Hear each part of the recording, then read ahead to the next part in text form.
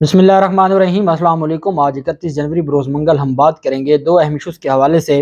फवाद चौधरी की दरख्वास्त ज़मानत पर अदालत में समाअत हुई है, उसका हवाल मैं आपके साथ शेयर करूँगा और साथ हम बात करेंगे कि आज लाहौर हाई कोर्ट में एडवोकेट जनरल पंजाब को अहमद अवैस को ओहदे से हटाने के खिलाफ जो निगरान वज़ीर आला है पंजाब, वो उनके करोड़ों रुपए पर हायर किए गए जो वकील हैं और इलेक्शन कमीशन के वकला आज सर पकड़ के बैठ गए और अदालत ने तो इतने बड़े सवालात खड़े कर दिए। अदालत ने कहा है आपका तो गवर्नर भी सियासी बुनियादों पर बैठा है, फिर उसको भी हटा दें अगर आप इलेक्शन साफ शफाफ चाहते हैं। खैर, जस्टिस आसिम हफीज साहब ने बड़ी अहम समाअत की है। ये वही जज साहब है जिन्होंने तोशा खाना से मुतल्लिक रिकॉर्ड तलब किया हुआ है जो 7 फरवरी को दिया जाना है, तो उन्हीं की जानब से ये अहम रिमार्क्स भी दिया गया, उसकी तफसील भी मैं आपके साथ शेयर करूंगा। पहले मैं आपको बताता चलूँ कि एक तो इमरान खान के खिलाफ 2-3 केसेस थे, वो अगली वीलॉग में, क्योंकि 3-4 आज ज़मानतों का भी था, तोशा खाना का भी था और इमरान खान को ओहदे से हटाने का भी इलेक्शन कमीशन के पास था, वो इंशाल्लाह उस पर डिटेल एक वीलॉग करेंगे। पहले मैं आपको बताता चलूँ कि चौधरी बरादरान के तरफ से जो उनके खिलाफ मुकदमा दर्ज किया गया था, चौधरी वजाहत हुसैन ने अखराज मुकदमा के लिए लाहौर हाईकोर्ट से रजू कर लिया है। चौधरी वजाहत पर यह इल्ज़ाम लगाया गया था, वो और उनके साथ दूसरे जो उनके भतीजे हैं या उनके रिश्तेदार हैं, उनकी जानिब से बातचीत जारी थी कि हम अगर वोट ऑफ कॉन्फिडेंस का शहबाज शरीफ को लेना पड़ता है तो फिर हमारे लिए ज़रूरी है कि हम अपने मेंबरान को जो काफ लीग के हैं, जो पहले शहबाज शरीफ के हक में वोट दे चुके हैं, हम उनमें से एक खातून है, MNA है, उसको हम रोक लें। वो टेलीफोन गुफ्तगू होती है और गुजरात में होती है और उसके 15 दिन के बाद लाहौर में बैठा एक शख्स कहता है कि मैंने वो ऑडियो सुनी है और ये तो बड़ी ज्यादती हो रही है, और उस पर वो मुकदमा दर्ज करवा देता है, और वो भी दहशतगर्दी का मुकदमा। उस पर फिर चौधरी वजाहत हुसैन ने अखराज मुकदमा की दरख्वास्त दायर की है। थाना गालिब मार्केट ने 24 जनवरी को एक मुतनाज़ ऑडियो पर मुकदमा दर्ज किया। दरख्वास्त गुजार ऑडियो सोशल मीडिया पर मुख्तलिफ प्लेटफॉर्म पर मौजूद है। FIR में इल्ज़ाम लगाया कि दरख्वास्त गुजार ने अपने मुसल्लह साथियों के हमरा अरकान पार्लियामेंट को अगवा करने की कोशिश की, जबकि किसी रुकन पार्लियामेंट को अगवा करने की कोशिश या धमकियां देने का कोई वाकया पेश नहीं आया। पुलिस ने सियासी बुनियादों पर मुकदमा दर्ज किया। पुलिस अभी तक लगाए गए इल्जाम से मुतल्लिक कोई सबूत पेश नहीं कर सकी। अदालत से इस्तदा है कि बेबुनियाद मुकदमा खारिज करने का हुक्म दिया जाए। उस पर अदालत में अब ये लाहौर हाई कोर्ट में दरख्वास्त दायर की गई है। लाहौर हाई कोर्ट अब इस पर कल समाअत करेगी और मुझे ये लगता है कि जिन्होंने ये मुकदमा दर्ज किया है वो बुरे फंसेंगे, चूंकि लाहौर हाई कोर्ट आजकल जिस तरीके से मामलात को देख रही है, तो ये मुकदमा ही बिल्कुल गलत था, गैर कानूनी मुकदमा था। अब ये दरख्वास्त भी लगेगी अली बाकर नजफी साहब के बेंच में और देखते हैं कि ये अल्टीमेटली ये मुकदमा खारिज हो जाएगा। भले पुलिस के खिलाफ कार्रवाई करें ना करें नजफी साहब, लेकिन ये मुकदमा खारिज करना पड़ेगा, क्योंकि इस मुकदमे में कोई इसका न सर है न पाँव है। दूसरी जानिब इलेक्शन कमीशन हमेशा की तरह अपनी जो खास एक मनसब पर बैठा है, खास जानिबदारी के साथ काम कर रहा है, उस रवायत को बरकरार रखा और इलेक्शन कमीशन ने चौधरी शुजात की दरख्वास्त को मंजूर कर लिया। पार्टी जो सदारत से हटाने का एक फैसला हुआ था, जो CWC का इजलास था, एक बॉडी है, मुंतखब बॉडी है एक सियासी जमात की, उसने फैसला किया कि हमारा सदर ये नहीं होगा, ये होगा। ये जमहूरियत है। पार्लिमानी पार्टी भी कह रही है कि ये हमारा सदर नहीं है, और जो CWC जो सेंट्रल वर्किंग काउंसिल है काफ लीग की, वो भी कह रही है कि ये हमारा जो मुंतखब बॉडी होती है, बाकायदा इलेक्शन होते हैं, और वो भी कह रही है कि चौधरी शुजात हमारा सदर नहीं है। लेकिन इलेक्शन कमीशन एक एग्जेक्टिव इदारा होके एग्जेक्टिव इदारा कह रहा है कि नहीं जी, ये आप इसको अपने सर पे मुसल्लत रखें। पार्टी के जो अहदेदारान है वो मान नहीं रहे और वो कह रहे हैं जी कि नहीं, यही आपका पार्टी सदर है। बहरहाल इस पर भी काफ लीग अब हाईकोर्ट में जाएगी। मुस्लिम लीग काफ की सदारत से हटाने के मामले पर इलेक्शन कमीशन ने अगस्त 2022 में यह फैसला महफूज किया था। अब आप देखें, अगस्त 2022 और जनवरी खत्म हो गया, 31 जनवरी है आज, तो तकरीबन 5 माह के बाद 5 माह लगे इलेक्शन कमीशन को यह फैसला करने में। कितना काबिलियत है, और सिर्फ क्या है कि अपने मामलात, अपनी जानबदारी। बहरहाल जिसमें इलेक्शन कमीशन ने करार दिया कि चौधरी शुजात हुसैन ही मुस्लिम लीग काफ के सदर बरकरार रहेंगे। शुक्र है ये नहीं लिख दिया कि वही ताहयात सदर बरकरार रहेंगे। इलेक्शन कमीशन ने चौधरी शुजात की बरतरफी पार्टी आइन से मुतसादम करार देते हुए फैसले में कहा, अब जो पार्टी आइन है उसको उसकी तशरीह करना भी अब काम रह गया है इलेक्शन कमीशन का। आइन जो पार्टी की कानून की तशरीह है, आइन की तशरीह है, वो भी इलेक्शन कमीशन करेगा। فیصلے میں کہا کہ سینٹرل ورکنگ کمیٹی کی کارروائی بھی غیر قانونی ہے۔ الیکشن کمیشن اپنے فیصلے میں کاف لیگ کی سینٹرل ورکنگ کمیٹی کا جاری کردہ پارٹی الیکشن شیڈول بھی کالعدم قرار دے دیا۔ بعد ازاں الیکشن کمیشن نے چودھری شجاعت حسین کی پارٹی صدارت سے متعلق کیس کا تحریری فیصلہ جاری کر دیا، جس میں کہا گیا کہ سینٹرل ورکنگ کمیٹی کا کورم عہدیداران کو نکال کر 40 پورا ہوتا ہے۔ ریکارڈ کے مطابق یہ واضح نہیں ہے کہ سینٹرل ورکنگ کمیٹی اجلاس میں کتنے لوگ شریک تھے۔ جب یہ واضح نہیں ہے، بھئی ریکارڈ کس نے دینا تھا؟ ریکارڈ آپ کو دینا تھا چودھری شجاعت نے۔ چودھری شجاعت نے آپ کو ریکارڈ نہیں دیا، آپ نے خود ہی ازیوم کر لیا کہ وہاں ریکارڈ، وہاں جو لوگ ہیں وہ پورے نہیں ہوں گے۔ وہاں پر کوئی ایک تو سینٹرل ورکنگ کونسل کا ممبر آ کے چودھری شجاعت کے ساتھ بیٹھ کر کہتا کہ میں اس اجلاس میں نہیں تھا، چلیں پھر کوئی تو بات سمجھ آتی۔ تو یہ آپ نے ازیوم کر لیا اور پریزمپشن کی بنیاد پر آپ نے کہہ دیا کہ 40 ہوتی ہے اور ریکارڈ نہیں دیا گیا، اس وجہ سے نہیں پورے ہوں گے جو ممبران تھے۔ ساتھ پرویز الہی گروپ کے اجلاس کے شرکا کی فہرست فراہم کرنے میں بھی جو گروپ ہے وہ شرکا کی جو لسٹ ہے وہ بھی فراہم کرنے میں ناکام رہا۔ تحریری فیصلے میں یہ کہا گیا کہ کاف لیگ کے آئین میں پارٹی صدر کو ہٹانے کا کوئی طریقہ کار موجود نہیں ہے۔ چونکہ طریقہ کار موجود نہیں ہے، اس وجہ سے نہیں ہٹایا جا سکتا۔ کاف لیگ کے آئین کے مطابق صدر کا عہدہ صرف استعفے یا وفات پر ہی خالی ہو سکتا ہے۔ اب آپ دیکھیں ملک میں جو جمہوریت ہے نا، جو آئین پاکستان نے جمہوری کلچر اور جمہوریت دی ہے، جو دیباچہ ہے آئین پاکستان کا، اس کے اگینسٹ میں ایک آئین بنایا ہے کہ جی وہ یا خود چھوڑ دے یا مر جائے، اس کے علاوہ اور کوئی حل نہیں ہے۔ اس کو ڈیفینڈ کر رہا ہے الیکشن کمیشن۔ آئین پاکستان کے اگینسٹ جا کے چودھری شجاعت کے لکھے ہوئے آئین کو ڈیفینڈ کر رہا ہے الیکشن کمیشن۔ کسی بھی ممبر کو پارٹی سے نکالنے کے لیے اس کا موقف سننا لازمی ہے۔ پارٹی صدارت سے کسی وجہ سے ذمہ داری جاری نہ رکھ سکے تو نائب صدر خدمات سر انجام دے گا۔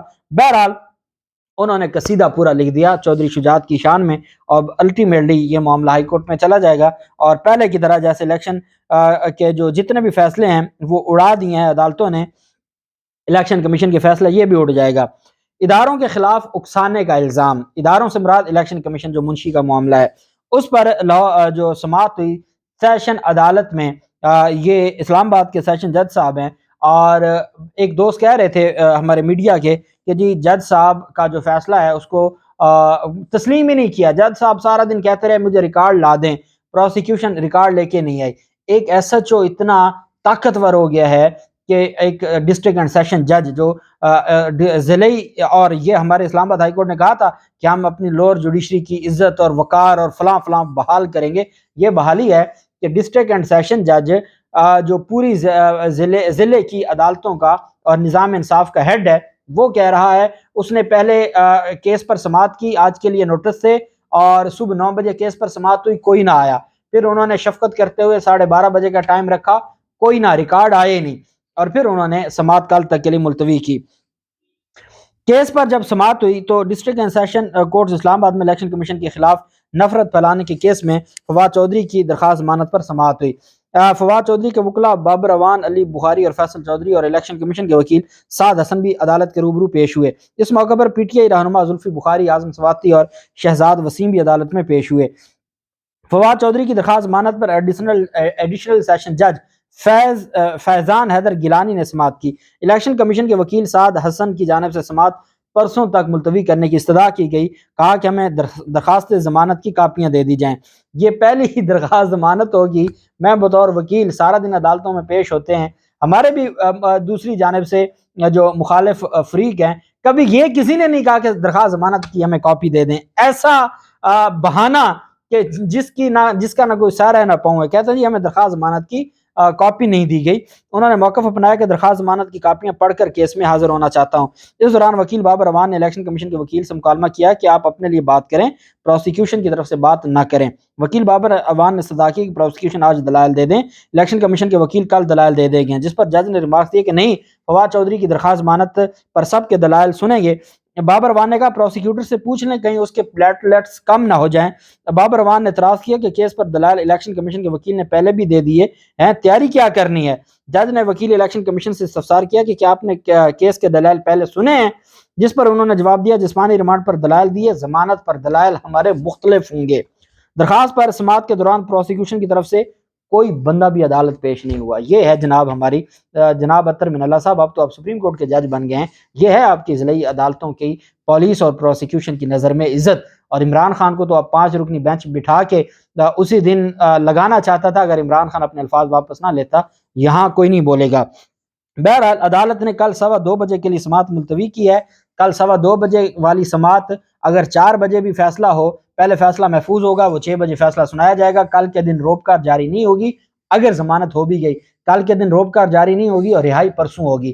اور پھر جو معاملہ ہے یہ بھی ہو سکتا ہے کل فیصلہ محفوظ ہو جائے، یہ بھی ہو سکتا ہے جج صاحب کا ٹرانسفر ہو جائے۔ ہمارا ایک جو کچھ ہوتا آ رہا ہے، ہم انتہائی بطور وکیل ہم انتہائی مایوس ہوتے جا رہے ہیں اس سسٹم سے کہ پتہ نہیں ایسا کچھ ہو رہا ہے کہ جو نہ لکھے میں نہ پڑھے میں۔ بہرحال آپ جانتے ہیں کہ ایڈوکیٹ جنرل پنجاب جو ایک آئینی عہدہ ہے اور آرٹیکل جو آئین پاکستان نے بڑی واضح طریقے سے اس پر جو اپوائنٹمنٹ ہے اس کو دیا ہے کہ آپ نے گورنر کو اپوائنٹ کیسے کرنا ہے، بڑے کلیئر کٹ ڈائریکشن دی گئی ہے، اور اس کے بعد پھر ساری چیزیں آئین اور قانون کے مطابق ہونی ہیں۔ اب اس میں ایک بات میں آپ کو بتا دوں جو بڑی مزیدار ہے، وہ یہ ہے کہ ایڈوکیٹ جنرل فار پروونس، یہ آرٹیکل 140 ہے آئین پاکستان کا، کہتا ہے the governor of each province shall appoint a person being a person qualified to be a appointed جج of the honour high court to be the advocate general for the province, کہ وہ high court جج بننے کے اہل ہو، اہلیت اتنی رکھتا ہو، وہ ایڈوکیٹ جنرل لگے گا۔ It shall be the duty of the advocate general